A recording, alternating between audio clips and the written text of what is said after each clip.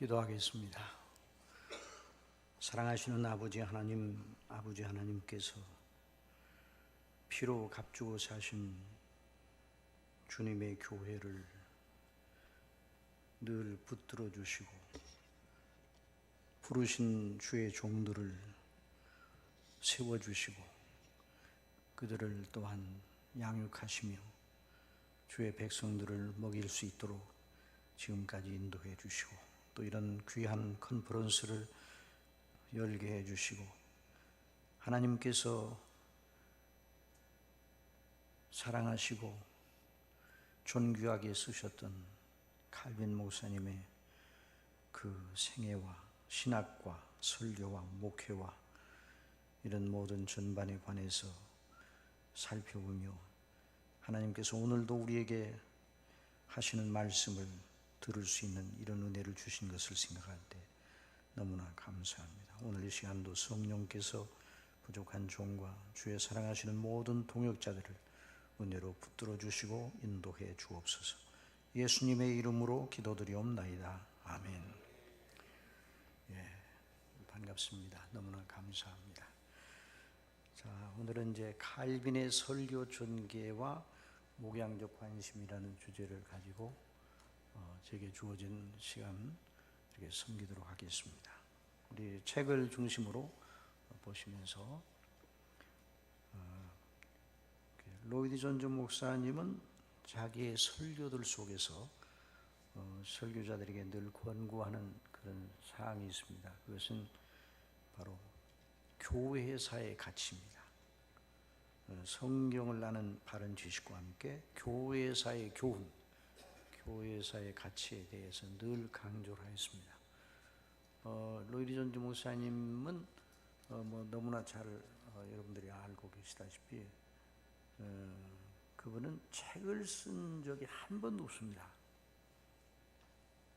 그런데 20세기에 책을 낸 가장 많은 책, 가장 부피가 많은 책들을 낸 저작자 중에 한 사람입니다. 어떻게 해서 그렇게 됐는가? 책을 쓴 적이 없는데 그런 입으로 설교를 하면 그것이 곧 책으로 나온 것입니다. 설교를 한 것을 녹음을 했다가 녹음을 해서 그 녹취를 해가지고 낸 책들이 바로 그분의 노마스 강해, 에베소서 강해,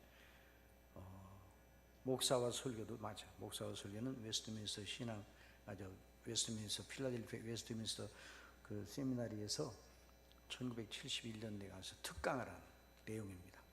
그러니까 그분은 입으로 증거한, 입으로 하나님의 말씀을 증거한 것이 그렇게 책으로 나온 거예요. 그래서 그분의 책은 앞으로도 계속 나올 것입니다. 그분의 책 육성이 1600개가 되는 그 육성 설교가 그분의 그 사이트에 있어요. MLJ 트러스트 ORG라는 사이트에 들어가면 거기에 육성으로 된, 근데 그 육성으로 된 내용이 다 지금 책으로 나오고 있어요. 노마스 강해, 에베소서 강해, 뭐 여러 책들이 있잖아요. 다 그 육성됐습니다. 그래서 그런데 이제 그분이 교회사 속에서 그분은 하나님의 그 말씀에 대한 그런 놀라운 지각을 성령님의 인도하심 속에서 이렇게 이제 얻게 되었지만 어떻게 하나님께서 그렇게 그분을 세우셨는가? 교회사의 교훈. 지금 이제 우리가 이제 칼빈이 그 목사님이 지금 500년 이상 전 사람이잖아요. 그러니까 교회사 속에서 하나님이 쓰신 하나님의 사람들을 우리가 주목할 필요가 있다 이 말이죠. 그러니까 설교자들에게 있어서 반드시 그것이 필요하다, 그렇게 그분이 강조를 했습니다. 그래서 교회사 속에서 하나님께서 존귀하게 쓰임받은 하나님의 사람들을 가리켜 영적 산맥을 이어가는 정봉들과 같다 그랬어요. 사도시대 이후 사도적 신앙과 신앙을 이어간 믿음의 용사들을 그렇게 부르기를 그는 좋아했어요. 물론 그 수사적인 기교로 그렇게 말한 것이 아니라 그는 교회사의 줄기를 주장하시는 성령 하나님의 역사를 주목하여 그렇게 말한 것입니다. 그래서 설교자들은 반드시 복음과 함께 그 교회사를 이어가게 하시는 성령께 쓰임받은 설교자들의 그 남긴 그 책들, 그 거룩한 유산을 놓치지 말라고 늘 강조하였습니다. 물론 그 설교자들은 여전히 신학자들이었어요. 자, 우리는 설교자들인데 지금 이 컨퍼런스를 통해서 신학을 배우고 있죠. 설교자들은 그 하나님께 쓰인 그 신실한 하나님의 설교자들이 바로 신학자들이었어요. 우리가 설교자로 서 있다는 건 바로 우리가 신학자라는 말이에요. 여러분이 신학자죠? 네. 그래서 우리가 지금 이런 훈련을 받고 있는 것이죠. 그래서 그들은 설교자의 소명을 감당하기 위해서 신학의 자리를 제대로 아는 자들이었습니다. 그들은 신학이 성령의 기름 부심을 받아 성경으로 말씀하시는 하나님을 아는 지식이라고 보았고, 물론 그 신학은 그들이 신학자라고 하는 그 신학은 한 세대에 정립되는 것이 아닙니다. 교회사의 사도 시대부터 교회사의 줄기를 통해서 많은 디베이트, 많은 논란을 거쳐서 많은 이의에 대한 성경적 대응, 그것이 이제 이렇게 정돈이 돼가지고 신학이, 그게 하나님의 성령께서 그렇게 교회를 세우신 거죠. 교회사 속에서. 그러니까 이제 그 신학을 알고 있었죠. 그래서 신학이 성경 기름 부심을 받아 성경으로 말씀하시고 하나님을 아는 지식으로 보았고, 그래서 그들의 설교는 그 신학책에 살아있는 과시였어요. 그러니까 성경을 설교한다는 그 말이 바로 성경이 말하는 교훈체계를, 그래서 거기 교훈체계, 그러니까 그들의 설교는 그들의 창작품이 아니었어요. 여러분, 설교는 그 설교대의 독창적인 창작품을 내는 작업이 아닙니다. 물론 표절을 하면 안 되죠. 큰일 나죠. 그러나 여전히 설교는 창작품이 아니에요. 우리 설교자들은 자기 혼자만에 갇혀서 설교를 준비하면 안 됩니다.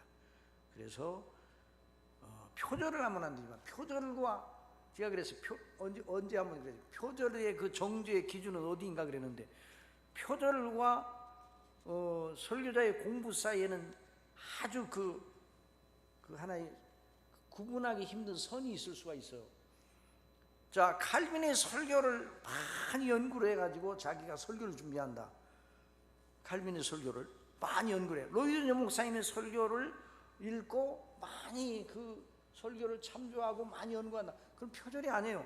그런데 어떤 대목을 딱 오려가지고 마치 자기가 설교문을 작성하는 것처럼 하게 되면 그게 표절이 되는 거죠. 이제 그런다 할지라도 그렇게 표절이 안 되기 위해서 로이드 존 목사님은, 칼빈 목사님은 여기에서 이렇게 말하고 있습니다. 이것만 붙이면 되는데 그걸 안 붙이고 마치 자기가 행하는 것처럼 하면 이제 표절이 되는 거예요. 그래서 어떤 분들은 나는 표절을 안 하기 위해서 나는 다른 분들의 설교는 안 본다 그러는데, 그 양반은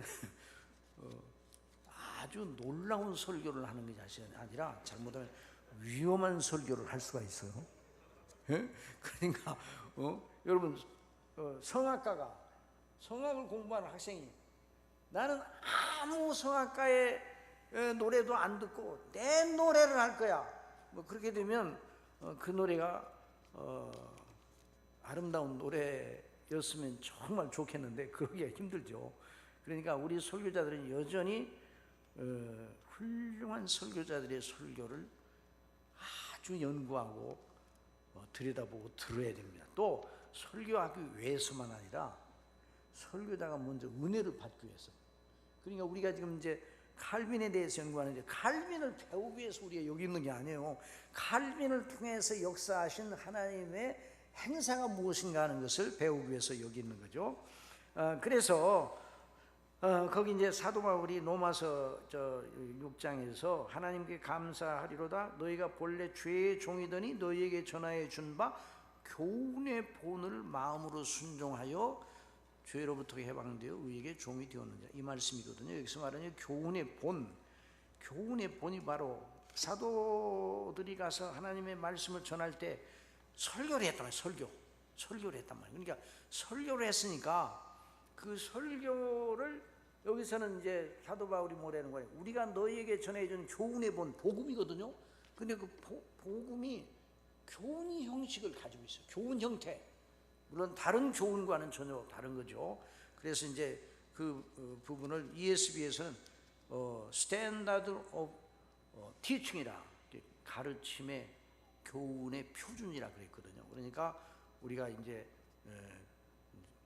그래서 이제 우리가 설교를 한다는 것은 이런 것이죠. 자, 그래서 노기전 목사님은 교회사의 맥을 이어간 정봉들과 거성들과 같은 선진들을 통하여 성경의 권위와 그 복음의 은혜와 영광과 능력을 옷 입게 하시는 성삼위 하나님의 은택을 받았어요. 그래서 주님께서 그 노기전 목사님을 설교자로 부르실 때 그를 어디로 데려갔는가? 교회사의 정봉들이요 거성들과 같은 이들에게로 데려다 주셨어요.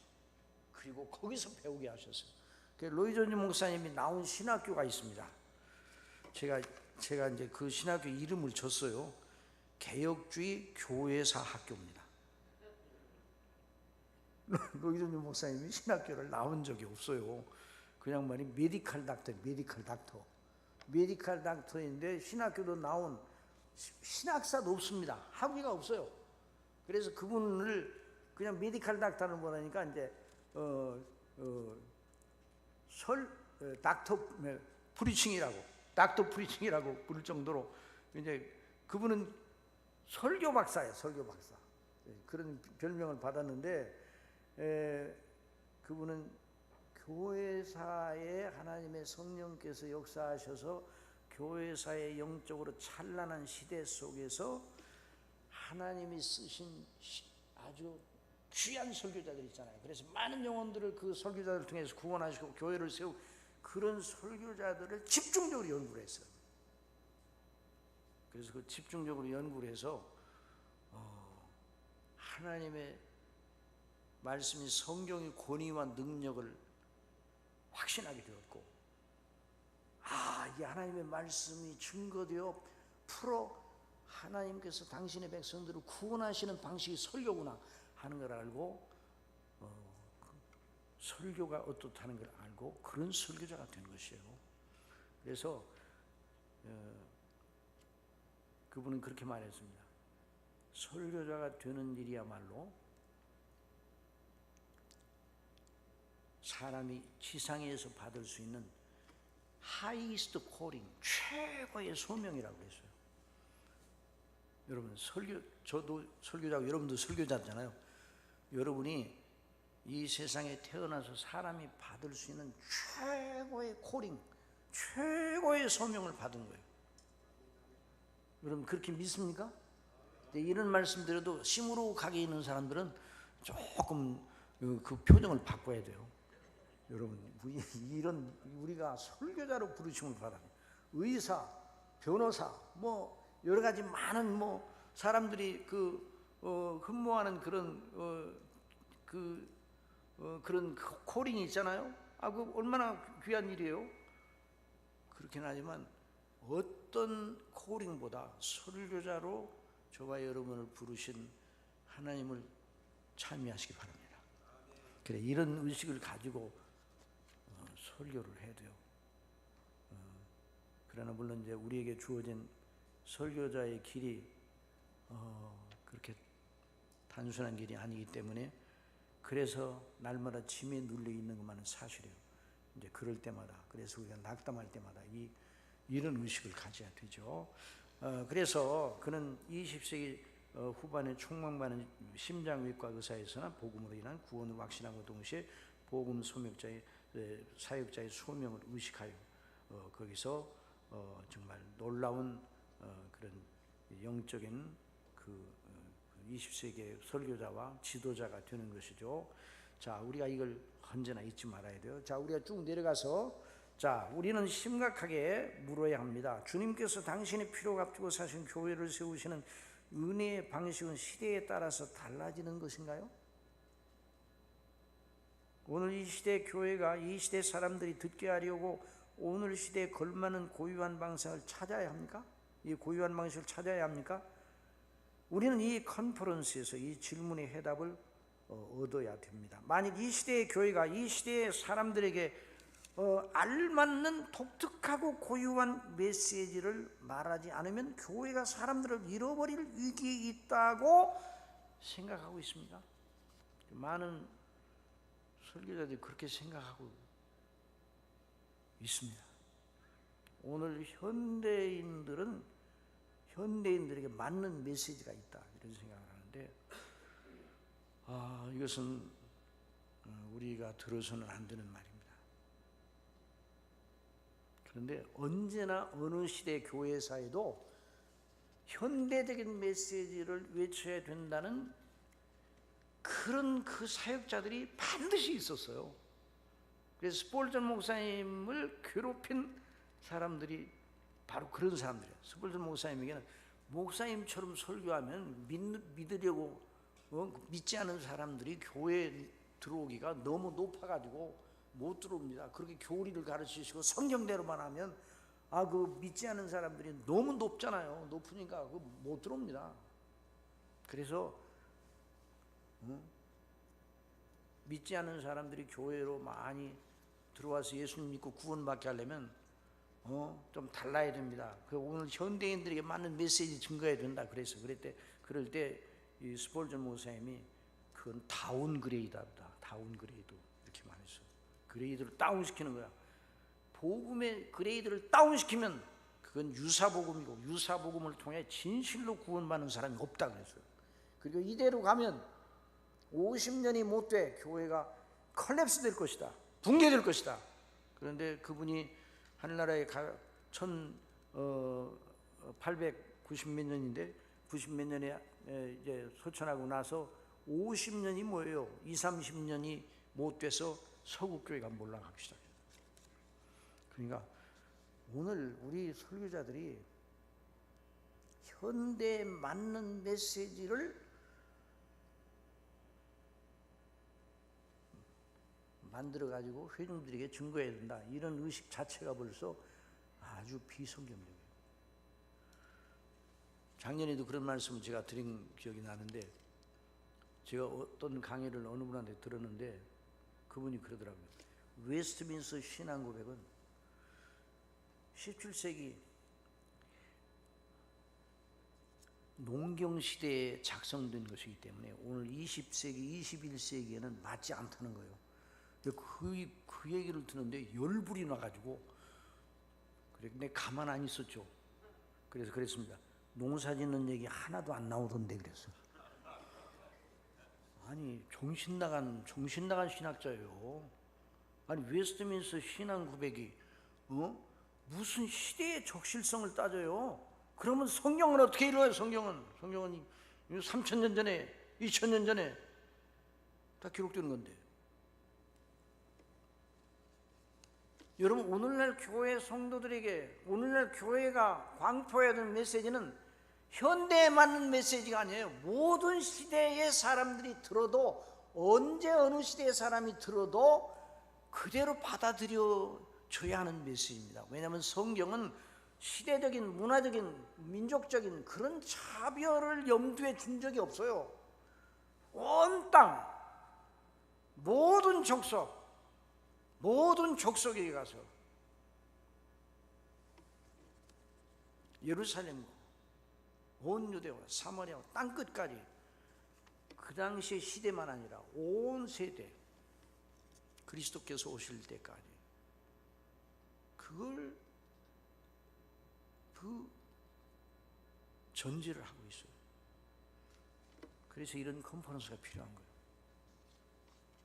우리는 칼빈의 독특한 방식을 배우기 위해서 온 것이 아니라, 칼빈의 설교는 결코 독특한 설교가 아닙니다. 너무 성경적이고 성경을 아는 이라면 누구든 할 수 있는 평범한 설교처럼 보입니다.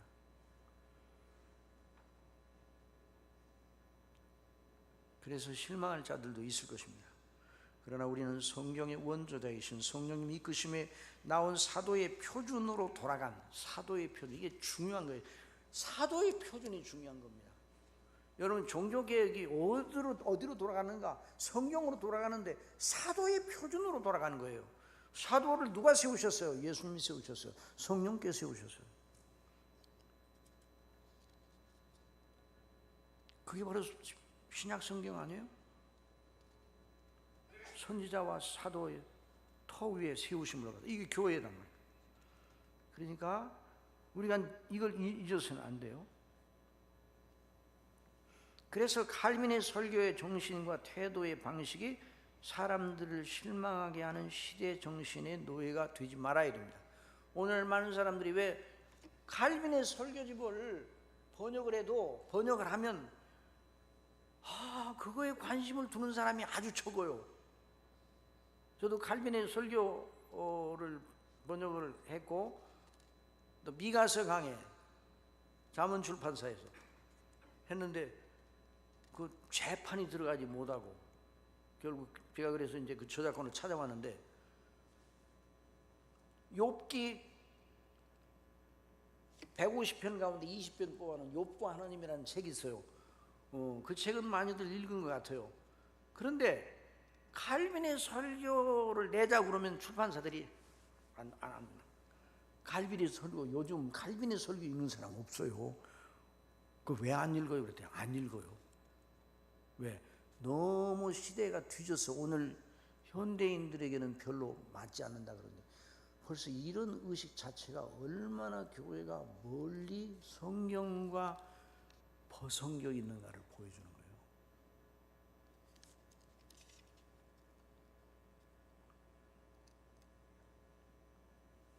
칼빈의 설교 방식은 실로 칼빈에게 고유한 것이 아닙니다. 참된 모든 설교자들이 공유해야 할 가치요 관점입니다. 그래서 교회사 중에서 별같이 빛나는 설교자들은 다 그 방식을 공유하였습니다. 이것이 바로 우리가 공유해야 할 가치예요. 어떤 분이 저한테 찾아왔습니다. 목사님, 제가 유학을 가려고 합니다. 신학교를 하나 소개해 주세요. 근데 저는 외국 신학교에서 공부한 적이 없어요. 근데 왜 저한테 찾아왔는지 모르겠어. 외국 신학교에서 유학에서 공부한 사람한테 가지 않아. 하여튼 저한테 찾아왔어요. 그래서 이제 물어봤어요. 왜 신학을 하려고 그래요? 그랬더니 저 유학을 하려고 그랬더니 교수님 되려고요? 그랬더니 뭐 교수님은 아니고 목회자, 설교자가 되려고 그래요. 그래요? 그래서 제가 그랬어요. 돈 준비됐어요? 그랬더니 전세금 뺏어간대요. 영어는 어느 정도 해요? 가다 배우면 모르지만 가서 배우면 되잖아요. 그래서 제가 그랬어요. 가지 마세요. 그랬어요. 예? 가지 마세요? 내가 하는 대로만 해요. 어떻게 하냐고. 우리 한국에 번역된 개혁주의적인 영적 고전 놀라운 설교들, 영적 고전과 놀라운 설교들을 읽으세요. 300권만 사서 300권만 읽으세요. 네, 그랬어요. 그랬더니 300권이요? 300권 사는 돈 많이 들어야 안 들어요? 아니, 외국 유학 가려고 그래요. 유학 가는 것에 비하면 돈도 아니요, 그것은. 그래도 돼요? 그래서 그래도 되지. 300권만 읽고 그걸 토파를 해. 그러면 유학을 안 가도 돼. 그랬어요. 그러면 설교가 무엇인가 안다고 그래서 그 양반이 유학을 안 갔어요. 저 때문에. 그래 열심히 지금 읽고 있구만 그 양반이. 그래 내가 전화하면 지금도 읽어요? 그래 읽어요. 지금 읽어요. 그래서 하나님 또 인도하셔서 어느 교회에 또 이렇게 심우하게 됐다고 하는 소식을 들었어요. 자, 그러니까 바로 칼빈, 존 오웬, 조나단 에드워드, 제이시 라이, 작년에 제이시 라이 했잖아요. 로이드 존즈, 스폴전 이런 분들이 공유했던 그 인사이트가 있어요. 공유했던 통찰력이 있어요. 그건 하나님의 성령께서 가르쳐 주신 거거든요. 그걸 공유해야 돼요. 이렇게 하면 이제 그 뒤에 있는 그 나머지 내용은 어떻게 하려고 이렇게 시간을 쓰는가 그러는데, 제가 시간을 맞춰 정확하게 끝낼 테니까, 그러고 여기 다 적혀 있어요. 그러니까 그건 걱정하지 말고 진도는 저한테 맡기고 잘 들으세요. 이게 중요한 거예요. 그러니까 방법을 배우는 것도 중요하지만 스피릿들을 배우는 게, 스피릿들을 공감을 가지는 게 스피릿가 중요한 거예요. 그러니까 칼빈이 가졌던 그 스피릿, 설교에 대한 스피릿, 거기서 칼빈의 설교 방식이 나온 거죠. 그러니까 이것은 칼빈 혼자 가진 것이 아니라 하나님이 쓰신, 하나님의 귀한 교회사에 빛나는, 시대마다 빛나는 설교자들이 함께 공유하였던 가치입니다. 그러니까 저와 여러분도 그 가치를 공유해야 돼요. 그 가치를 공유하고 설교하고 그 가치를 공유하고 그대로 오늘 성도들에게 증거를 해야 돼요. 그러면 반드시 성도들에게서 반응이 나옵니다. 어렵다, 반응이 나옵니다.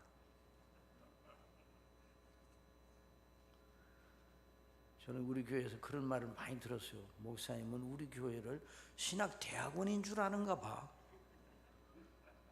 그러든 말든 그 가치를 붙잡고 말씀을 증거하면 그 다음은 누가 책임져요? 누가 하시는 거예요? 하나님 하시는 거예요.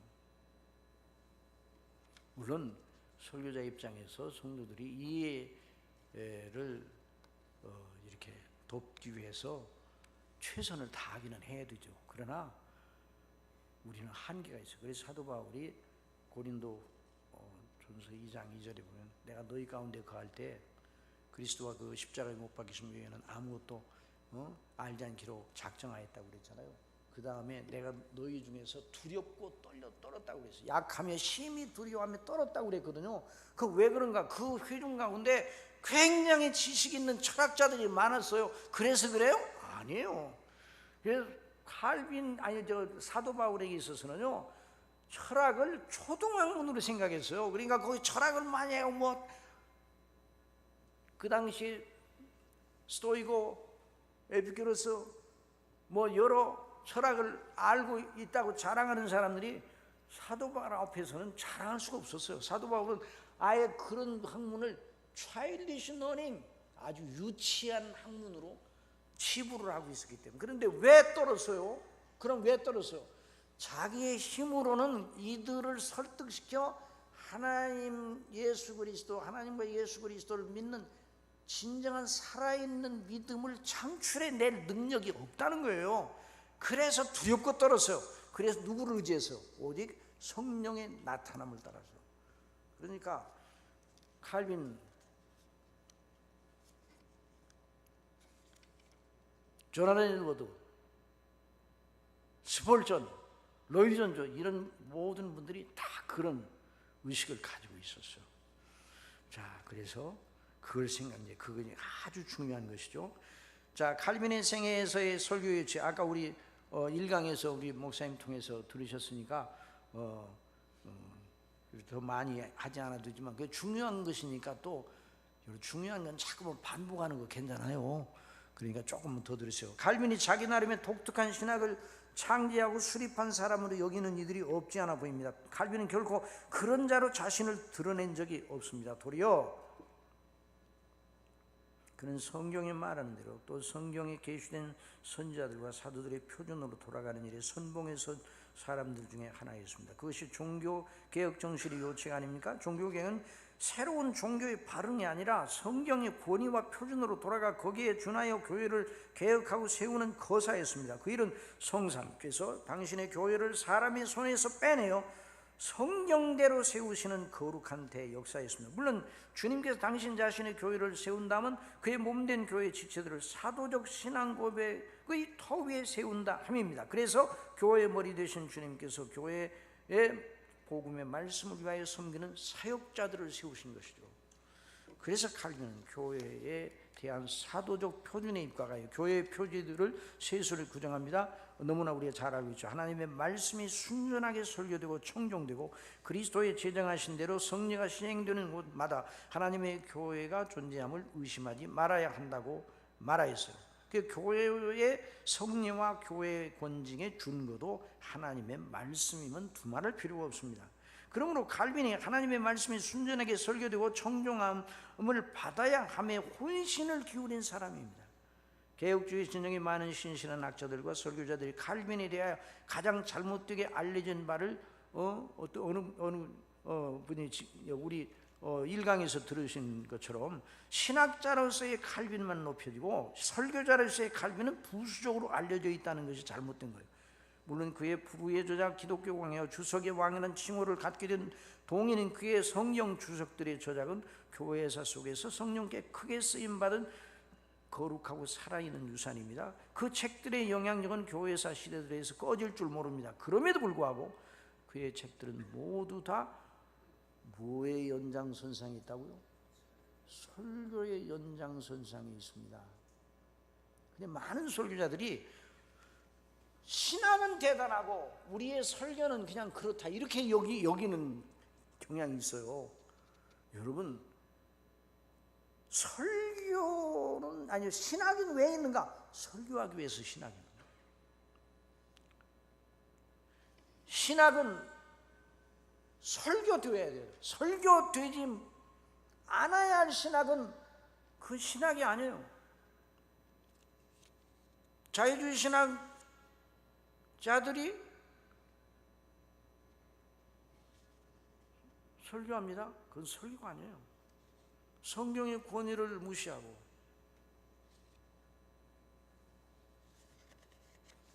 그건 신학이 아니죠.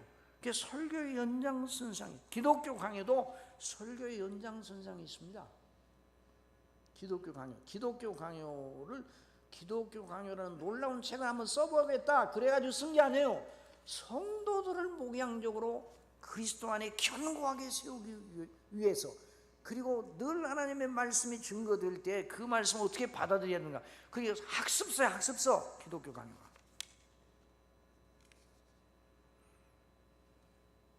그러니까 기독교 강요도 목양적 목표를 가지고 있습니다. 실로 그 책은 하나님의 교회, 하나님의 자녀들을 그리스도 안에서 완전한 자로 세우려 하던 사도 바울의 사역의 목양, 사역의 목적.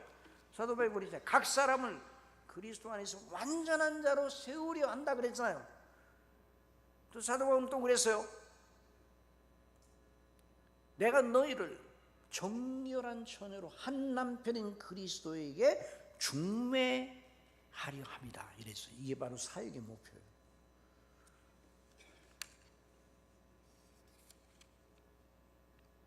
그래서 매일같이 설교를 했고, 주석도 제가 이제 에스겔서 주석을 제가 번역을 했습니다. 그런데 에스겔서가 22장까지밖에 없어요. 칼빈 에스겔서. 그 에스겔서 주석을 하고서 얼마 뒤에 하나님께 부르심을 받았어요. 근데 그 에스겔서도 마지막 부분에 보면 이런 대목이 나와요. 내가 오늘 몸이 아파가지고 더 진행을 못하겠다, 이런 대목이 나와요. 그러니까 굉장히 쇠미한 상태에서, 그러니까 늘 설교하는 것이, 그것이 바로 이렇게 기록이 돼가지고, 설교하는 거 기록이 돼가지고, 그 주석도 그 에스겔서 주석은 그러니까 설교하는 거예요, 설교하는 거.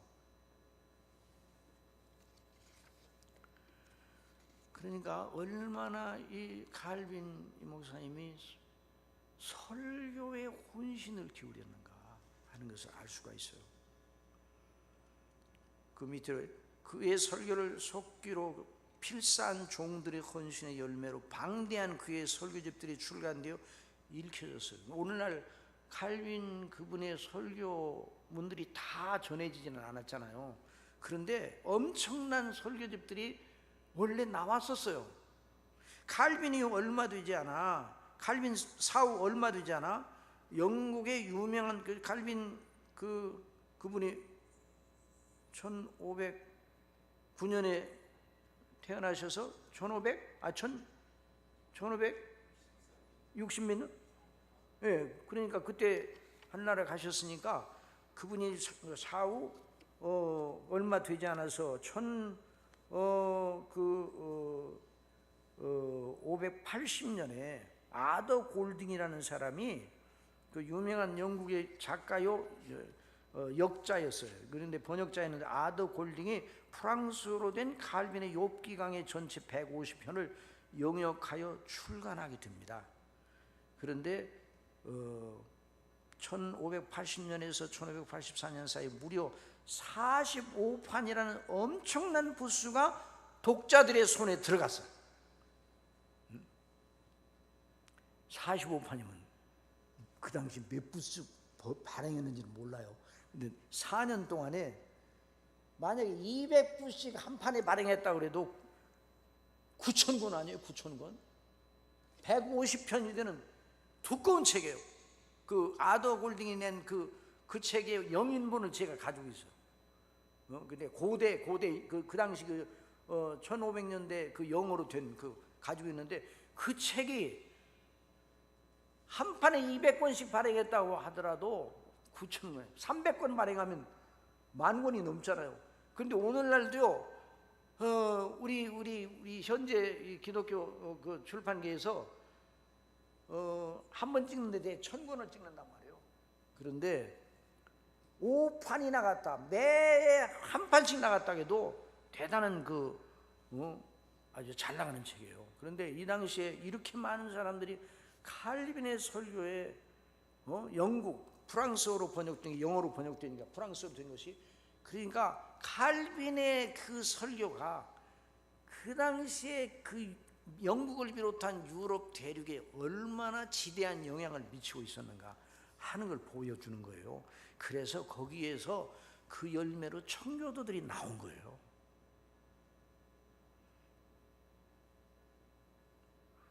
그런데 요즘 우리 한국의 어떤 신학자는 우리 장로교와 청교도와 아무 연관이 없다고 주장하는 신학자가 있어요.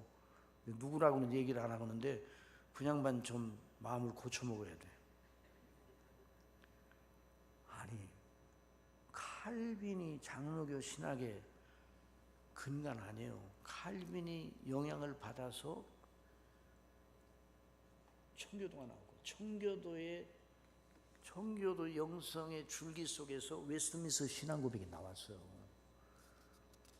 그런데 또 그 양반은 또 그래요. 청교도 작품들을, 우리나라에서 나온 청교도 작품들을 다 없애야 된다는 거야. 그게 사명인 것처럼 생각하는 사람이 있어요. 아이고, 정신없어. 아니, 그건 거기까지만 하고 자꾸만 얘기하면 안 되니까. 그러니까 이제 칼빈의 설교가 얼마나 큰 영향력을 미쳤는가. 자, 설교에 대한 칼빈의 예를 더 봅니다. 그는 교회가 세워지는 것은 오로지 외적인 설교를 통해서라는 확신을 가지고 있어요. 그는 사도 바울을 통하여 제시된 교회관의 표준을 받아서 이렇게 말하였습니다. 우리가 확실하게 견지할 요점은 이것입니다. 교회가 외적인 설교를 통해서만 세워져요. 외적인 설교, 이 말은 기록된 성경을 설교자가 설교하는 것을 통해서 교회가 세워진다 이 말이에요. 그렇게 하나님께서 역사하신단 말이에요. 여러분, 제가 한번 이제 문제를 내볼 테니까 얼른 여러분들이 한번 대답해 보세요. 그런 교회가 그런 설교를 낳겠습니까? 그런 설교가 그런 교회를 낳겠습니까? 그런 교회가 그런 설교를 낳는 거 아니에요?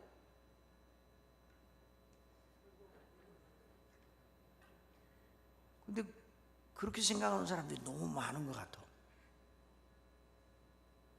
그런 설교가 그런 교회를 낳는 거예요. 설교를 그렇게 하면 그런 교회가 되는 거예요.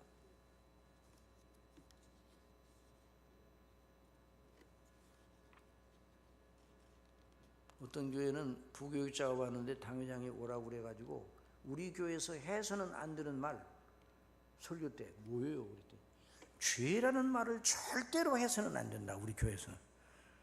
그런 교회는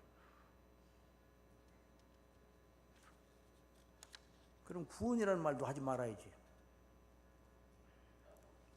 병원에서는 병 얘기하면 돼야 안 돼요? 왜 병원인가? 병 얘기만 해. 그래서 병원이에요. 의사도 병 얘기하고 환자도 병 얘기하고 찾아가는 사람도 병 얘기하고 거기 원무과에 있는 사람도 다 병 얘기하는 병. 그래서 병원이에요. 여러분, 교회가 성경이 말하는 대로 증거해야 되는데 그러면 죄라는 얘기를 어떻게 안 해요? 그래야 구원이라는 말이 나오는 거 아니에요? 그래야 은혜라는 말이 나오는 거 아니에요? 그러니까 외적인 설교 제도가 그렇게 중요한 거예요. 외적인, 하나님께서 어떻게 세우시나, 외적인 설교 제도를. 그렇게 설교자를 세우셔서 하나님께서 그 교회를 세우시는 거예요. 그러니까 저와 여러분이 얼마나 중요한 존재인지 여러분들이 들으면서, 목사님 은퇴하셨다면서. 은퇴했더라도 저는 계속 설교자입니다. 우리 교회에서 한 달에 한 번씩 설교하라고 그러거든요. 그러니까 그럼에도 설교자지만 그렇지 않아도 계속 설교하고 있어야죠. 그러니까 설교한다는 건 너무 중요한 일이죠. 그래서 성도들이 에베소 4장 12절이 지시하는 대로 온 성도들이 하나님께 제정하신 바를 따라 하나로 연합해 교회 질서를 지키는 것도 설교를 통한 배움과 진보로 말미암는다. 그렇게 생각을 했어요. 구약의 율법 아래 있던 신자들도 성소에 함께 모일 걸 명받는 것도 바로 요점 때문에. 구약에서 제사만 드린 게 아니에요.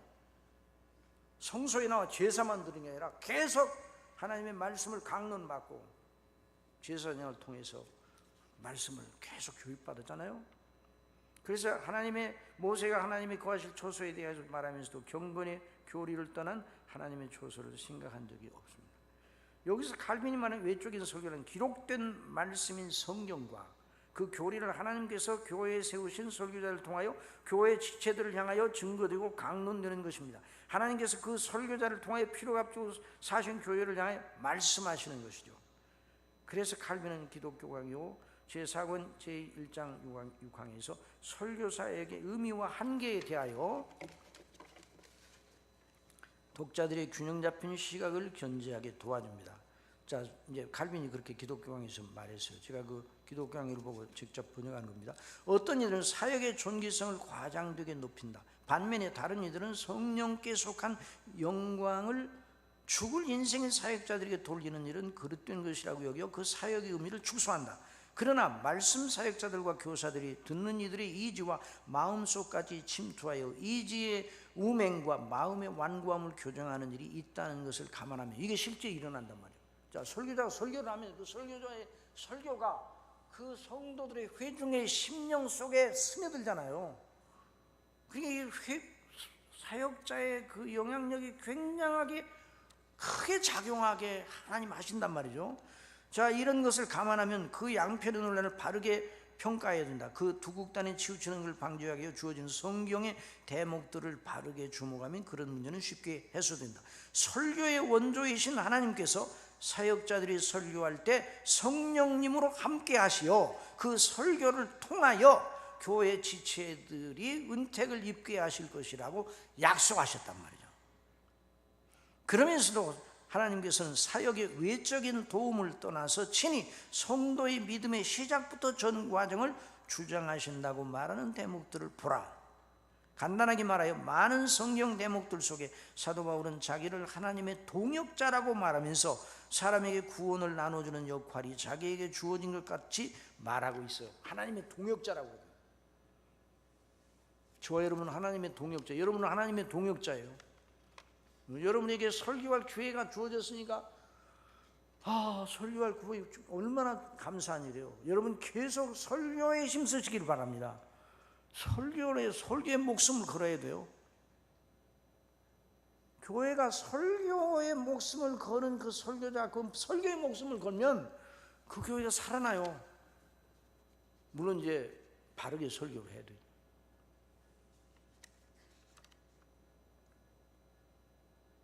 바울은 이 모든 것을 말할 때 한 터럭도 하나님 없이 자신이 홀로 한다는 것 같이 말한 적이 없다. 이는 그 시험하는 자가 너희를 시험하여 우리 수고로 헛되게 할까 함이라. 이를 위하여 내 속에서 능력으로 역사하시는 역사를 따라 힘을 다하여 수고하노라. 그러니까 칼빈 이분은요, 설교한다고 하는 게 나 혼자 지금 하고 있다 이렇게 생각하지 않고 나를 통해 지금 하나님 말씀하신다. 그래서 밑으로 칼빈의 설교자 의식과 설교의 목표. 그 칼빈은 하나님의 말씀인 성경의 권위와 능력, 그 성경으로 지금 말씀하시는 하나님의 영광, 지금 말씀하신 그 설교를 들음으로 주어지는 하나님의 은혜, 믿음을 가져 구원의 은택을 입을 성도들의 영혼을 항상 의식하시죠. 그래서 칼빈 목사님의 설교를 들으면 계속 하나님 얘기로 가득 차 있어. 그런데 계속 사람의 얘기로 가득 차 있어. 자, 이거 중요한 일이에요. 계속 하나님의 이야기로 가득 차 있는데 하나님의 얘기만 하는 게 아니에요. 계속 사람 얘기를 또 하는 거예요. 하나님과 사람과의 영적인 관계에 대해서 영원한 절대 관계를 주목하고 계속 말하고 있는 거예요. 그래서 성경이 그렇게 말하잖아요. 성경은 하나님의 행사, 하나님의 말씀과 행사로 가득 차 있다는 성경은 어느 부분도 어느 지면도 하나님 얘기 안 나오는, 그런데도 여전히 그 하나님의 행사는 공중에서 하는 것이 아니라 여전히 사람들 속에서 사람들을 통해서 하고 계셔요. 그래서 하나님의 말씀인 성경이 우리와 상관없는 책이 아니라 정말 우리의 이야기입니다. 우리의 스토리예요. 하나님의 스토리고 우리의 스토리예요. 그걸 언제나 이제 그래서 그런 의식이 칼빈의 선교 전편에 들어 있습니다. 그래서 하나님 앞에 늘 자기 앞에 있는 그 중에 진정한 영적 필요를 의식하고 있어요. 이게 목양적이죠. 그러므로 자기를 세우신 하나님께 대한 거룩한 소명 의식과 함께 자기에게 맡겨진 주님의 양들의 영혼에 대한 목양적 관심이 그의 설교 전체를 지배하는 거예요.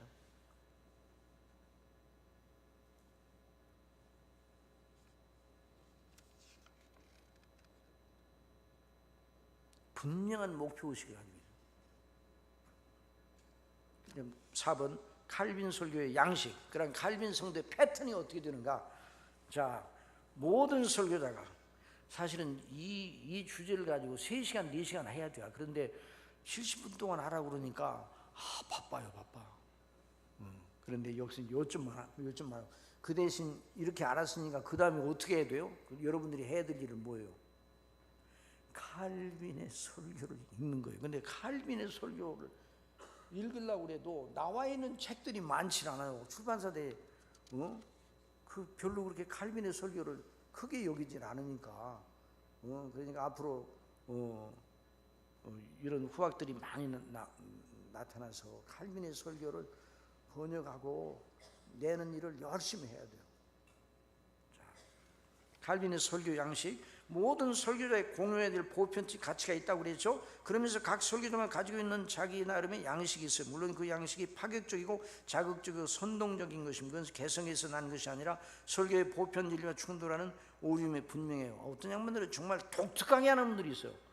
독특성을 나타내려고 하지 마요. 그러나 자기에게 주신 하나님께서 주신 또 은사가 있으니까, 개성이 있으니까 그 개성은 뭐 어떻게 말할 수가 없죠. 앵무새처럼 똑같이 뭐 할 수는 없는 거 아니에요. 그럼에도 그 공유의 가치를 따라서 자 보십시다. 칼빈은 설교를 기도로 시다가요 이전에 전한 설교 내용을 간략하게 반복 소개합니다. 그런 다음에 아주 간략하게 그날의 본문이 말하는 대로 그가 강론할 주제를 개요적으로 먼저 말합니다. 그리고 본문의 의미를 파악하기 위해 본문을 주해해 나갑니다. 그의 설교가 단순한 주해가 아니면 너무나 확실한 것이죠. 그는 주석의 왕이라는 별명 얻기에 합당할 만큼 적확한 주해가 설교의 필수임을 알았죠. 그렇죠. 설교를 하려고 그러면 그 본문에 대한 분명한 이해를 가지고 있어야 되죠. 그러나 그는 단순한 주해와 설교의 차이를 잘 알고 있습니다. 그래서 그분의 주석을 읽어보는 것과 그분의 설교를 읽어보면 차이가 나. 그분의 주석은 본문이 말하는 바가 무엇인가를 명료하게 드러내고 간명하게 드러내려는데, 그래서 그분의 주석은 장황하지가 않아요. 그분의 주석은 장황하지 않아요. 아주 간명한 것으로 유명한 것이 칼빈 목사님의 주석입니다. 그런데 그분의 설교는 장황합니다. 이게 그러니까 그분의 설교를 읽기가 어렵다고 생각하면 안 돼요. 설교와 주의 차이를, 주의한 걸 엮어가지고 설교문을 작성을 했어요. 설교를 작성을 했어요. 그러니까 그분의 설교가 본문의 의미를 적확하게 알리거나 나열해 나가는 것이 아니라는 걸 알아요. 이게 주애를 본문이 그날 증거할 본문을 주애를 해놓고 쭉 나열하는 식의 설교를 한 적이 없어요. 이분은. 루터도 그랬고 칼빈도 그랬고 조나는 그 유명한 청교도 존 프라벨, 리차드 십스, 그 유명한 그 청교도 설교자들, 조나단 에드워즈, 스폴전, 로이드 존즈, 전부 다 적확한 성경 해석을 하고 있어요. 그럼에도 불구하고 주의 자체는 아니에요. 그런데 강의 설교를 주의 자체로 이해하는 분들이 꽤 많은 것 같아요. 그게 아니에요. 그러니까 교회사에 모인 뛰어난 설교자들은 우리에게 이 점을 가르쳐줍니다. 설교는 진리의 선포이나 웅변이 아닙니까? 웅변가는 그날 회중을 향하여 화살을 날리는 하나의 관역을 가지고 있습니다. 그러니까 칼빈의 설교를 읽어보면 분명한 관역을 가지고 있어요. 그 각 편마다.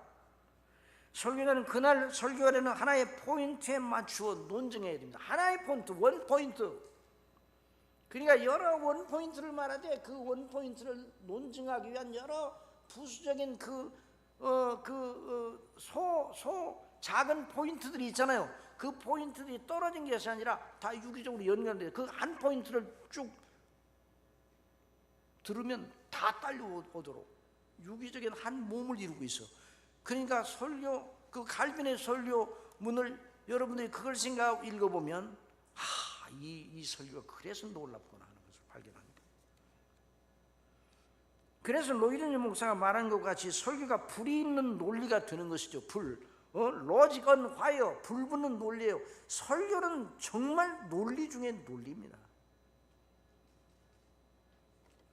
근데 많은 분들이 아멘을 안 한다고 막 오늘 설교자들은 아멘을 안 한다고 막 호통을 치거든요. 이 교회는 아멘을 쌀맞아 주셨는 거 아멘도 안 한다고 그러는데, 아니 가만히 들어보면 아멘을 하도록 그 논리적으로 좀 말하고 난 다음에 아멘을 해야 되는데 그렇게 안 해놓고 아멘을 하라고 그런단 말이에요. 어린아이들도 이치에 합당치 않으면요 그 반응을 안 해요. 어린아이들도 그거 언제 잊지 말아요. 그러므로 주의 요소들을 한 메시지로 구성하는 작업은 설교자에게 가장 중요한 작업이. 그러니까 칼빈의 설교를 여러분 읽어볼 때, 로이드 존즈 목사의 설교를 읽어볼 때 어떻게 그 진리를 나타내는 진리를, 그 본문이 말하는 진리를 익스포즈, 이게 파헤치되 그걸 어떻게 한 메시지로 구성해서 증거하느냐, 이걸 주목을 해보세요.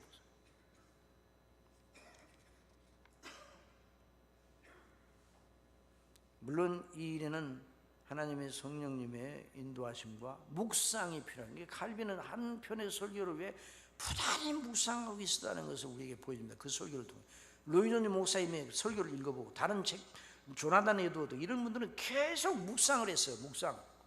묵상하면서 하나님과 교제를 하면서 그 본문을 염두에 두고, 그래서 증거하려는 그 설교의 메시지, 그 원포인트, 그날 원포인트를 위해서 논리를, 그래서 한 몸, 진리의 한 체계를 가지고 나가는 거죠. 그래서 관역을 항상 잊지 않았어요. 관역. 이 작업이 실패하면 설교자는 관역이 가물거림에 잡히지 않은 채 자기 화살을 날리는 궁사처럼 됩니다. 많은 이들이 강의 설교를 본문의 한 구절 의미를 파악하고 나열해 주는 것으로 이해하는데, 그건 강의 설교가 아니고 주석책 읽기예요. 주석책을 읽어주면 여러분들이 칼빈의 주석책을 들고 나가서 설교를 한다고 해요. 오늘 여러분들에게 최고의 음식을 먹여드리겠습니다. 칼빈 목사님의 이 부분에 대한 주석책을 읽어드리겠습니다. 그러면요 그 사람은 뭐하고 있는 사람인 거 아니? 요리를 만들어 주지 아니하고 요리에 각 식재료 있잖아요. 그걸 한번 맛보라고 성도들에게 들이미는 사람이랑 똑같아요. 여러분, 요리의 식재료를 그대로 각자 맛을 보면 맛이 있습니까 없습니까? 하나도 못 먹어요. 그래서 설교는 어떤 의미에서 요리야, 요리. 유기적으로. 자, 그래야 그 풍미가 느껴지는 거예요. 그 뒤로 넘어갑시다. 칼빈의 모든 책들이 보이는 것같이 그의 설교에 목양적 관심을 가진 설득의 논리가 번뜩입니다. 우리의 싸우는 무기는 육신에 속한 것이 아니요 오직 어떤 견고한 진에 무너뜨리는 하나님의 능력이라. 모든 일을 무너뜨리며 하나님 하는 것을 대적하여 높아진 것을 다 무너뜨리고 모든 생각을 사로잡아 그리스도에게 복종하게 하니. 그러니까 칼빈의 설교를 읽어보면 결국 우리의 심령에 하나님을 경외하고 그리스도에게 복종하지 않으면, 그분을 믿고 복종하지 않으면 안 되겠다는 대로 결론을 내리겠네요. 누구 앞에 데려다줘야? 하나님과 그리스도 앞에 데려다줘요. 이게 아주 설교에 있어서 매우 중요한 일이에요.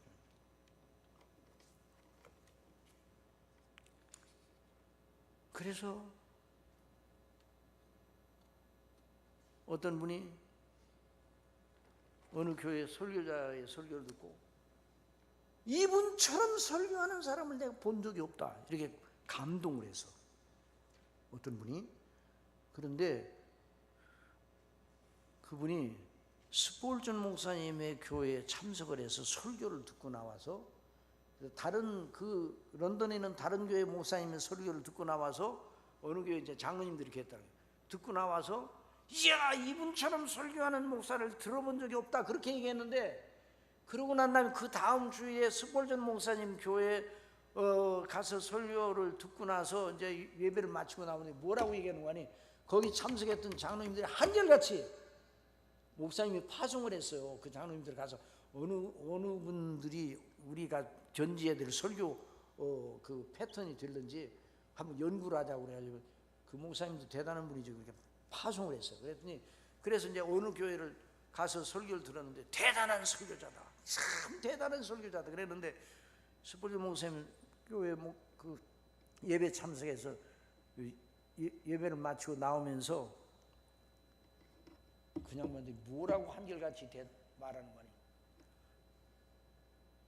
우리가 이제까지 그리스도께서 그렇게 영원롭고 영광스럽고 놀라운 분인 것을 처음 한 것 같다. 그래서 누가 위대한 설교자예요? 그러니까 칼빈의 설교를 들으면 하나님께 영광을 돌리고 하나님의 진노로 지옥에 던질 수밖에 없는 우리를 그리스도 안에서 그 인자하심으로 구원하시고 용서하시고, 그래서 그리스도께서 하나님께서 우리를 용서하시는데 그냥 용서하지 않고 그리스도의 대속의 은혜를 통해서 용서케 하시는, 그래서 그리스도 앞으로, 하나님 앞으로 데려다줘, 그 영혼을.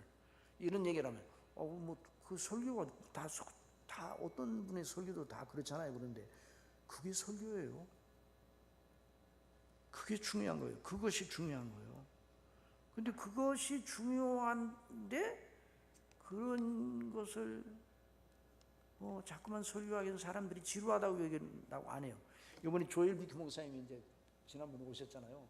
근데 조엘 비키 목사님이 한번 어느 분한테 그런 얘기를 하더래요. 교인들이 24명이 찾아왔어요. 여성 교인들이. 그런데 찾아봤는데 부들부들 떨면서 찾아왔어요. 화가 나가지고 찾아왔어. 조엘 비키 목사님이 개혁주의적인 설교자가 대단한 거예요. 왜 찾아오는 거예요? 왜 오셨어요? 그랬더니 목사님 그러깁니까? 왜 그래? 왜 목사님은 매일마다 그리스도만 증거합니까? 그 24명이 대단히 문제 있는 사람들 아니에요. 그래서 조일기 목사님이 너무 그들의 영혼이 보니까 그리스도를 아직도 모르는구나, 그래가지고 불쌍히 여기 계셔가지고 그분들을 위해서 기도하고 잘 이렇게 말씀드리고 그래서 잠잠히 돌아갔다고 그러는데,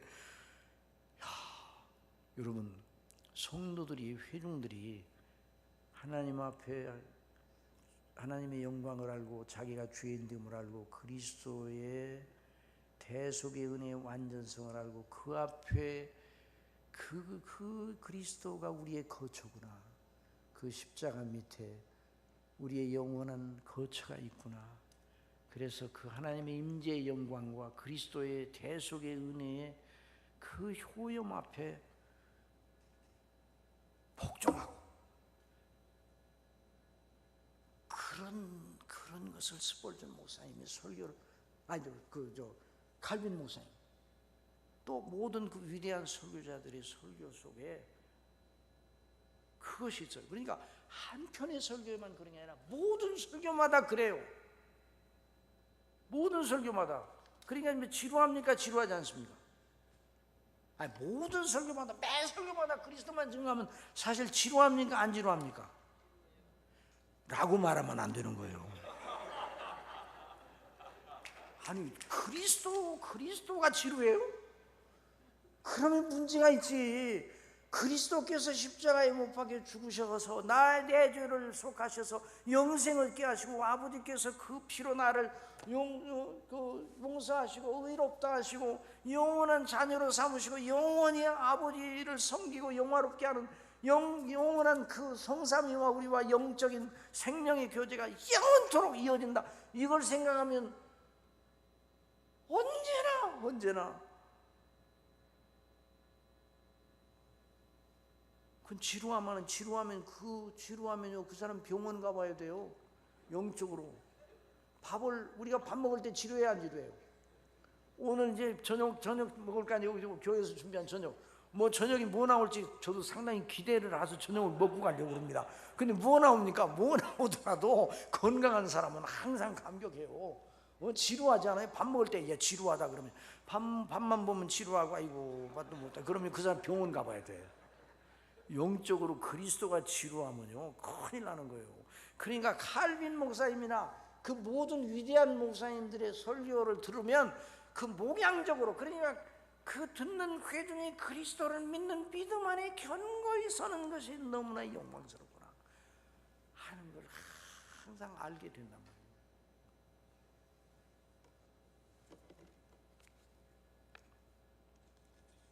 그래서 그리스도에게 복종하게 되는 거예요.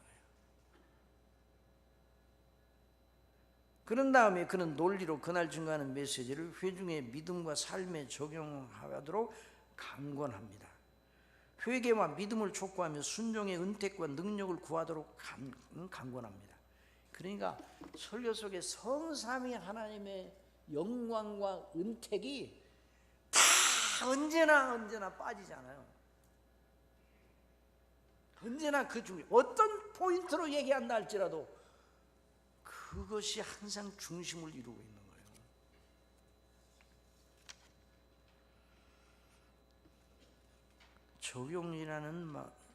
적용이라는 것 때문에 목사님들이 이제 조금 압박을 받는 경우가 있어요. 흔히 적용 부분에서 앞에서 강론한 거대하고 의미에 찬 진리의 내용을 거기까지는 좋아하는데 적용한답시고 성도들에게 그 진리를 적용한답시고 세밀하게 이렇게 하다 보면 잘못하면 난장의 밥상을 차리는 경우가 많아요. 거대한 하나님의 진리를 가지고 난장의 밥상을 차리면 안 돼요. 그러니까 그렇게 적용하려고 그렇게 애를 쓰지 마요. 물론 적용은 하긴 하되 크게 적용을 하면 되는 거예요. 진리를 들으면 벌써 진리를 듣고 은혜를 받으면 이미 회중들은 적용을 하고 있어요. 성령께서 가르쳐 주시고 있잖아요. 그래서 몇 가지 중요한 요점을 이렇게 찝어주면 되는 거예요. 그래서 이제 칼빈 목사님의 설교를 보면 그렇습니다. 그래서 칼빈은 그날 증거되는 하나님의 말씀이 듣는 자들의 믿음과 함께 그들의 심령 곧 그들의 생각과 정서와 의지 전체 필연적으로 배어들게 역사하시는 성령님을 믿고 있었어요. 그러고 나서 이제 설교를 마치는데 적용을 하고 권면하고, 그런 다음에 그날 설교한 전체를 요약한 후 기도로 마칩니다. 그런데 그의 기도문에는 항상 온 세계 사람들에게 이 복음이 전파되어 우리와 동일한 구원에 이르게 하여 주십사 하는 간구가 들어있어요. 여러분, 칼빈 목사님은 선교적인 의식이 있었을까요? 없었을까요? 선교사로서의 의식이, 선교적인 그 마인드가 있었을까요, 없었을까요? 충만했어요. 브라질의 칼빈 목사인데 브라질에 대한 선교의 그 비전을 가지고, 그러니까 세계에 있는, 세계에 이 복음이 전파해야 된다는 의식이 너무 강했어요. 그러니까 항상 이 복음이 하나님의 그 놀라운 마음을 가지고 그 성령에서 증거되는 대로 그 생각을, 항상 그 의식을 잊지 않았어요. 이같이 그의 설교 내용은 분명하였습니다. 예화나 이미지 혹은 회중들에게 매력적으로 보이게 하는 미사의 요구는 없어요. 이런 것이 현대 설교자들에게 따분하게 비춰져 칼빈을 자기의 멘토로 여기지 않으려는 것이 아닐까 하는 생각을 하죠. 정말 그는 자기 설교를 통해서 나타내고자 하는 사상은 척박하였어요. 그러니까 그분의 책을 쭉 읽어보면요, 그분의 책을 지루할 틈이 없어요. 지루할 틈이. 그 말씀이 말하는 말을 잘 주목하면, 그러니까 그날 읽은 본문을 그날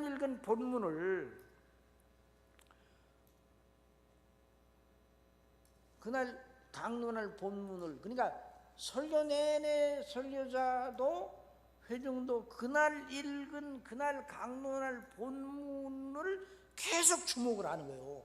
그래서 결국 설교가 끝나고 난 다음에 본문이 내게 말하게 하는 그런 설교를 했어요. 그러니까 칼빈의 설교를 읽어야 되겠어요? 안 읽어야 되겠어요? 읽어야 돼요.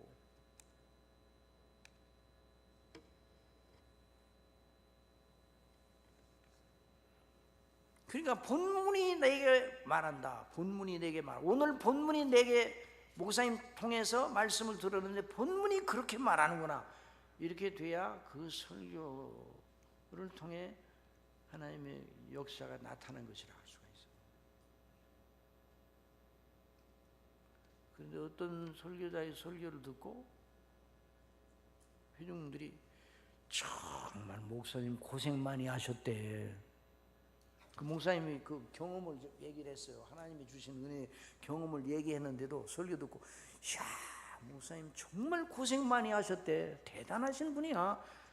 이런 결론을, 그것만 기억이 나면 그 설교는 실패한 거예요. 이렇게 말해야 돼요. 정말 하나님이 우리를 그렇게 사랑하시다니, 그리스도께서 나를 위해 그렇게 고난을 받으시고 그 구속의 요령이 그렇게 완벽하다니 놀랍구나. 이런 의식을 가져야 돼요. 그 본문이 내게 말하는 거예요. 칼빈의 설교의 확신과 목양적 목표, 아니 다 됐네. 그렇죠. 2분밖에 안 남았네요. 5시 20분까지 하는 거죠. 예. 그 칼빈의 설교에 관련한 한 편에 그 있잖아요. 그 뒤에 그건 읽어보세요, 여러분이. 오늘 강의, 그러니까 그건 읽어보라고 그건 준 거예요. 욥기 그거 읽어보라고 준 거예요. 그 칼빈의 설교의 확신과 목양 목표, 앞서 말한 확신이 없는 설교자는 관역이 명료하지 않고 가물기는 궁사와 같아요. 그게 분명한 목표가 있어요. 그리고 그는 항상 그 밑에 보면 강의 설교, 전역을 설교 속에서 보여주고 있는데, 한번 그 보십시다. 그 칼빈 목사님이 신명기를 그 강의하면서 거기 보면 77면 위에 성경이 하나님의 종들에게 말한 진리는 이제 성경이 완성된 이후의 세대에서는 제네바에, 그 당시 제네바 칼빈의 회중들, 하나님의 사람들에게 적용됩니다. 하나님의 사역자들의 외침이 단지 지나가는 소리가 아니라 우리에게 매우 유익합니다. 우리가 매일 성경을 통해 듣는 주의 사람의 설교가 공허한 것이 아니고 지금 말씀하시는 하나님의 음성이라는 걸 알면 우리는 확신에 넘치게 됩니다. 우리가 설교하고 하나님의 은혜가 우리에게 임하죠. 예수 그리스도께서 우리가 처했던 저주에서 끌어올리시며 그러고 어떻게 완전한 대가를 치르셨음을 아십니까? 우리에게 증거된 이 모든 것이 선한 것으로 실감될 때 그 이유는 무엇입니까? 이는 하나님의 그의 사신들을 보내셔 그 뜻을 전하게 하실 때 말씀의 능력이 나타나게 또한 권세를 주시기 때문입니다. 그러니까 항상 그 말씀이 오늘, 근데 우리가 구약 설교를 이제 또 해야 되는데 구약 설교를 잘못하면 구약 시대로 회중들을 데려다 놓고 거기다 놓고 말아요. 그러고 끝나. 그러면 구약 시대 속에 살라고? 그러니까 구약을 설교하더라도 오늘 현재 그 하나님이 어떻게 우리에게 말씀하시나요? 그래서 설교를 통해서 그렇게 그 목양적 관심을 보였습니다. 그 다음에 여러분들이 이제 시간이 다 됐으니까 시간은 정확하게 또 지켜야 되잖아요. 그러니까 나머지 부분은 식사하시고 난 다음에 시간이 있으시면 이제 내일 읽지 말고 오늘 읽으시기 바랍니다. 되게 다음에 읽지 그러잖아요. 안 읽어 그러면. 그러니까 꼭 읽으시고. 뭐 질문할 시간도 없고 그냥 바로 끝나면 되죠. 질문 한 분 혹시 질문하실 분이 있습니다. 네, 무슨? 예, 그 마이크를 좀 주세요. 아니 여기 목사님 요분하고 그다음에 이제 감사합니다. 네, 저기 그 어떤 설교학자는 목사님 아까 말씀하신 스피릿을 본문의 무드라고 얘기를 하더라고요. 뭐를요? 본문의 무드. 뭐 아까 필 뭐라고 그랬어요? 예, 아까 목사님께서 스피릿이 중요하다고. 스피리트. 예, 스피리트. 예. 예, 설교의 중요하다고 스피리트. 말씀하셔서 생각이 났는데. 예. 신학자들이든 설교학자들이든 누구를 지칭하기 전에 그거를 본문의 무드라고 얘기를 하시더라고요. 홀리 스피리트가 아니고 이제 목사님 말씀하신 스피릿하고 같은 의미인 것 같아요. 아니요, 그거 같질 않아요. 그래요? 제가 말한 아까 스피드라는 설교자가 설교에 대해 가지는 그 공감할 수 있는 그 정신을 말하는 거지. 그 본문의 무드가 아니에요. 알겠습니다. 그래. 그것과 연관해서 그러면 그 스피릿을 이제 어떤 이제 설교학자들이나 뭐 신학자들이 본문에서 이제 내재하고 있는 원 의미를 뭐 주의하고 설교로 전달하는 그 과정 속에서 조금 말씀해 주실 게 더 있으시면.